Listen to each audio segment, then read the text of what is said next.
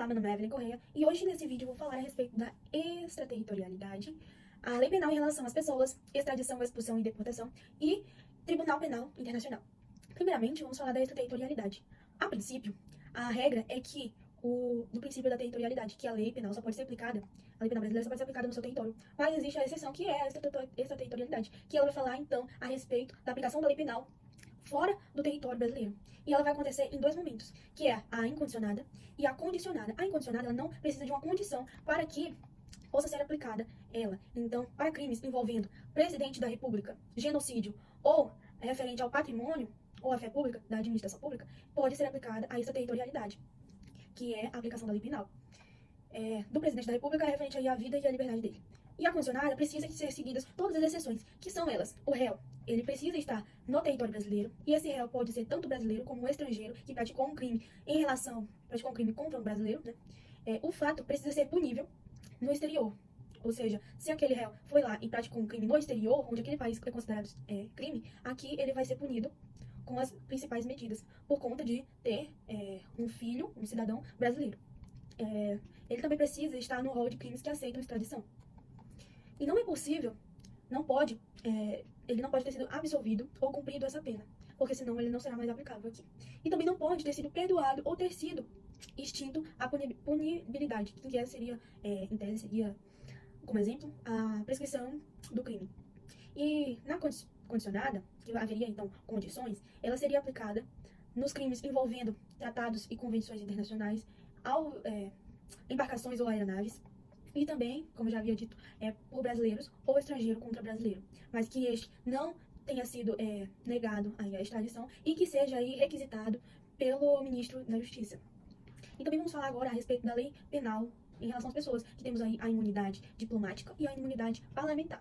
A imunidade diplomática não é referente a direito da pessoa, mas referente aí às prerrogativas que aquela função tem. Essa imunidade diplomática é a respeito da isenção da pena, ou seja, ele não vai ser punido, mas referente também aos somente chefes de Estado. Então, aquele que estiver exercendo a função de chefe de Estado, ele vai ter essa prerrogativa por meio de tratados e convenções que tem esse poder de que não será punido. Um exemplo disso seria que o diplomata, se ele for praticar algum crime aqui no Brasil, e ele for um diplomata de fora, um chefe de Estado, por exemplo, um presidente de fora, ele não vai ser aplicada a lei penal brasileira para ele, mas sim a lei penal do seu país. Enquanto a agentes consulares, a respeito destes, eles vão ser aplicados a mesma coisa, somente no exercício da função deles, que é quando eles vão estar ali respondendo, protegendo os interesses individuais. E uma característica disso é a irrenunciabilidade, que é que o chefe de Estado não pode renunciar essa prerrogativa, porque ela não é referente à pessoa, não é um direito dele, mas sim da função dele. Enquanto as imunidades parlamentares, elas são aplicadas a membros do Congresso Nacional, ou seja, aqueles que trabalham na Câmara ou no Senado. E possuem duas imunidades: a imunidade material, ou absoluta, ou real, ou inviolabilidade, e também a formal, ou processual, ou prisional.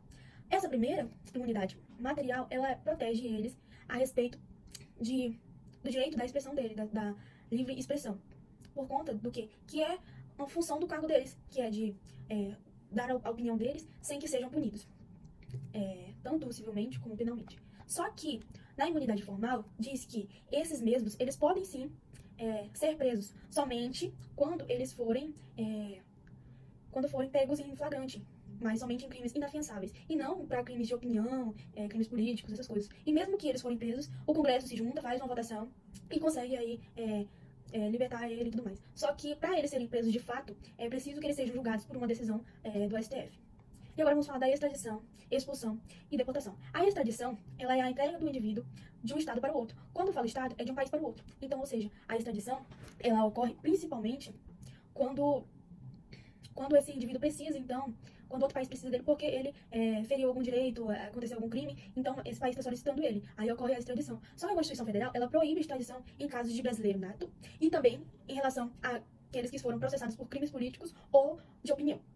A expulsão, ela é referente à retirada do estrangeiro do Brasil por conta de ele praticar aí um crime que afeta o interesse do Estado.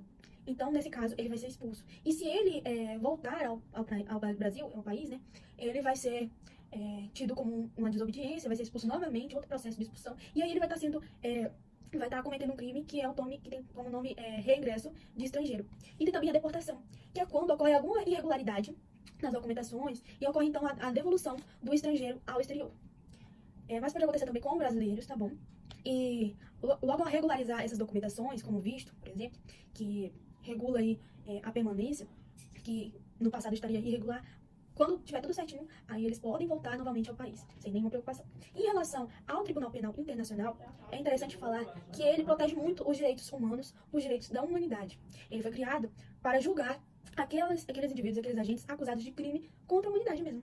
E ele serve aí para complementar, para ajudar os países a combater esse agente. E mais em relação mais a, como por exemplo, crimes como genocídio, contra a humanidade, como a guerra, crimes contra crimes de agressão, né? Enfim.